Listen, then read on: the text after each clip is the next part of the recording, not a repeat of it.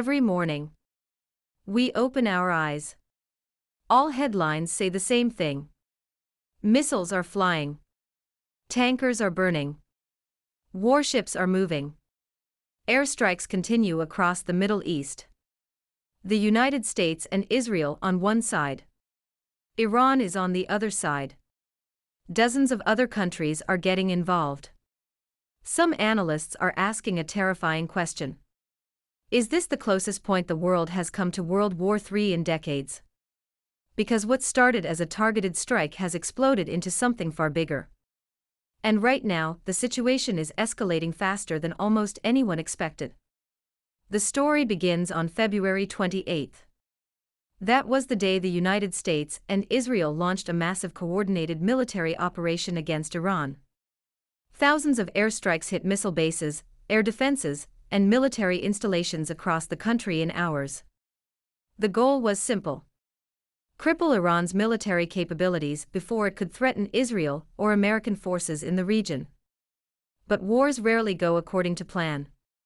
Because within hours of those strikes, Iran responded. Missiles began launching across the Gulf. Drones filled the skies.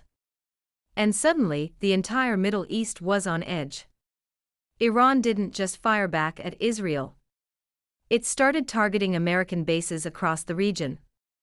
Missiles and drones were launched toward military installations in Kuwait and Bahrain. Air defenses scrambled to intercept them. Some got through. Others exploded in the sky. The message was clear. Iran wasn't backing down. But the most dangerous part of the conflict wasn't happening on land. It was happening in the water. The Strait of Hormuz. This narrow stretch of sea is one of the most important shipping lanes on Earth. About 1/5 of the world's oil passes through it. Every day, tankers from Saudi Arabia, Iraq, Kuwait, and the United Arab Emirates move through this choke point carrying energy that powers the global economy. And suddenly, ships started getting attacked. Missiles struck commercial vessels. Cargo ships caught fire. Oil tankers were damaged. Some crews abandoned ship as flames spread across the decks. Within days, at least 11 merchant ships had been damaged in the region, and several seafarers were killed or missing. Insurance companies panicked. Shipping companies stopped sending tankers. More than 150 ships began waiting outside the strait rather than risk sailing through. And global trade started freezing. When the Strait of Hormuz slows down, the entire world feels it. Oil prices surged past $100 per barrel almost immediately. Some analysts warned prices could climb much higher if the strait stays blocked. And that's when governments around the world started paying attention. Because that wasn't just a regional war anymore. It was becoming a global crisis. Countries across Europe began discussing how to protect shipping lanes. France started preparing naval escorts for vessels passing through the region. Other governments began moving ships and aircraft closer to the conflict zone. Meanwhile, the United States started sending more forces to the Middle East. Warships, Marines, carrier strike groups. Thousands of troops are moving into position. One Marine expeditionary unit alone can include about 5,000 troops and several warships. The Pentagon says it's about protecting American interests and deterring further escalation. But every additional ship and aircraft increases the risk of something going wrong. One miscalculation. One accidental strike. And suddenly the conflict spreads. Because the war is already spreading across multiple countries. Iranian drones have struck ports in Oman. Fuel tanks exploded at facilities near major shipping hubs. Several people were killed and others injured when the strikes hit industrial zones and tankers near the Omani coast. At the same time, missiles and drones have been launched toward Saudi Arabia. Defense systems intercepted dozens of incoming drones in some of the largest aerial barrages the region has seen. And it's not just the Gulf. Lebanon has seen rocket launches toward Israel. Iraq has seen attacks on bases hosting foreign troops. The conflict is expanding outward like ripples in water. Each new attack pulls another country closer to the war, which is exactly why analysts are starting to worry about a domino effect. When wars start drawing in multiple nations, history tells us something important. Escalation becomes harder to stop. Think about World War I. One assassination in Sarajevo. A chain reaction of alliances. And suddenly, the entire world was fighting. Today's situation isn't identical, but the ingredients are similar. Military alliances, regional rivalries, and powerful nations backing different sides. Even countries not directly involved in the fighting are being pulled into the crisis. Pakistan has launched a naval operation to protect its shipping routes and energy supplies from disruptions caused by the conflict. European forces are preparing maritime protection missions. Gulf states are scrambling to defend oil infrastructure. Airspace across several countries has been restricted as missiles and drones fly overhead. The number of actors involved keeps growing, and every new participant increases the stakes. But the most frightening element of this war is how unpredictable it has become. Because Iran's strategy appears to focus on economic pressure. Rather than fighting a conventional war against the United States and Israel, Iran is targeting the global system that keeps the world economy running. Shipping, energy infrastructure, trade routes. By disrupting oil flows and maritime traffic, Iran can hurt not just its enemies but the entire global economy. Energy markets have already felt the shock. The war has created one of the largest disruptions to oil supply in modern history, with millions of barrels per day at risk. Stock markets have reacted nervously. Airlines are changing flight paths. Shipping companies are rerouting vessels thousands of miles around dangerous waters. And governments are starting to prepare for a long conflict. Iranian officials have warned that the war could become a war of attrition. A slow grinding struggle. One that damages economies and stretches military resources. That kind of conflict could last months. Or even years.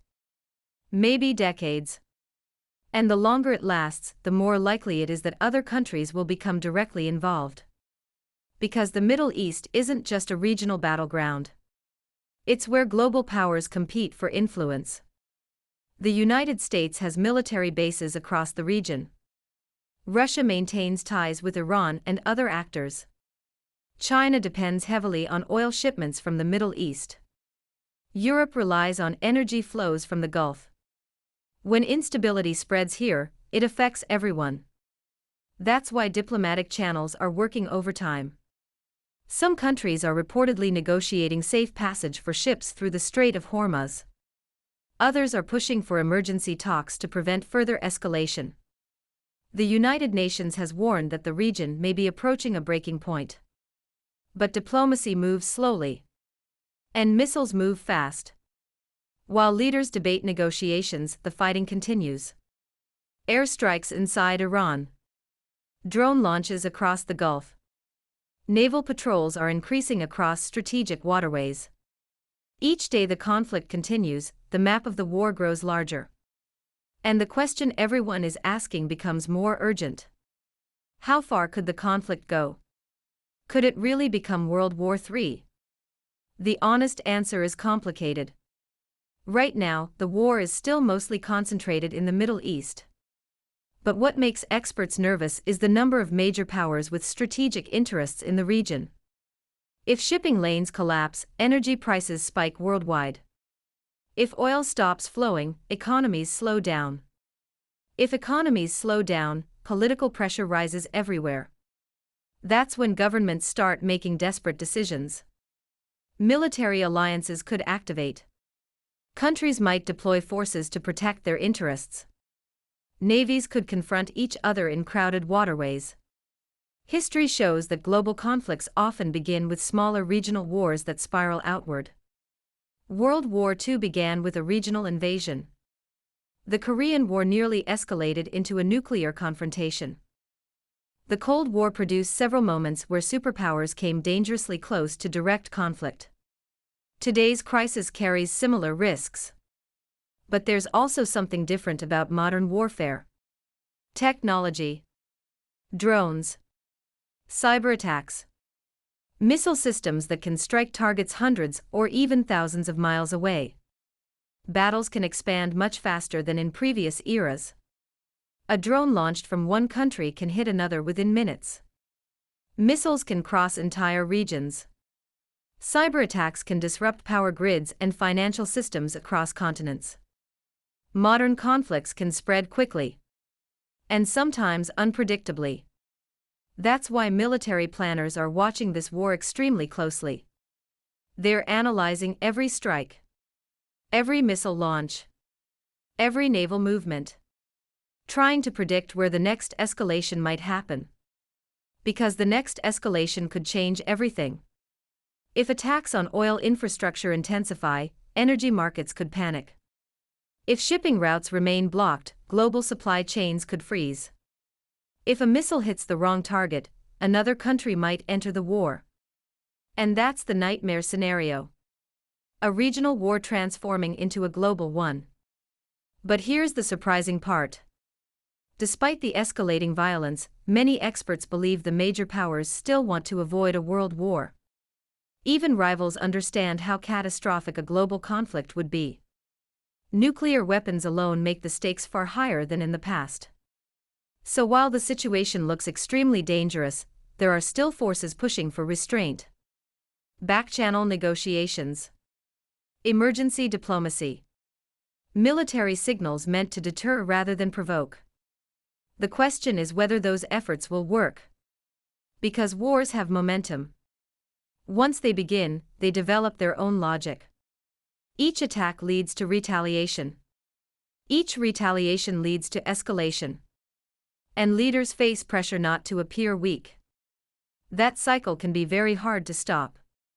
Right now, the Middle East is standing at a crossroads. One path leads toward de-escalation. Negotiations. Ceasefires. Gradual reduction of attacks. The other path leads toward something far darker. More countries are joining the fight. More shipping lanes are closing.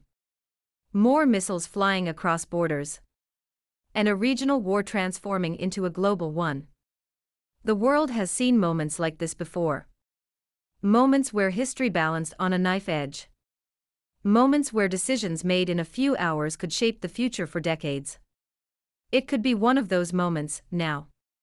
The war between Iran, the United States, and Israel has already changed the geopolitical landscape. Oil markets are shaking. Shipping routes are under threat. Military forces are mobilizing. And the number of countries involved continues to grow. Whether this becomes World War III is still uncertain. But one thing is clear. The world is watching very closely. Because what happens next in this conflict could determine the future of global stability. And the next move could come at any moment.